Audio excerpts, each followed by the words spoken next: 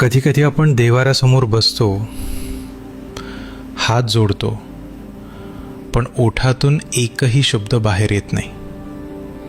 फक्त डोळ्यांतून घळाघळा पाणी वाहत असतं.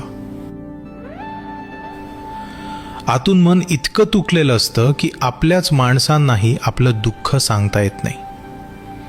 लोक विचारतात, काय झालं? पण सांगण्यासारखे शब्दच नसतात.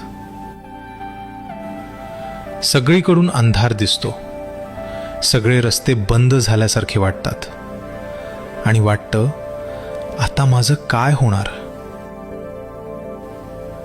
अशा वेळी नकळत पाठीवर एक उबदार हात फिरतो आणि एक आवाज येतो, बाळा, रडू नकोस.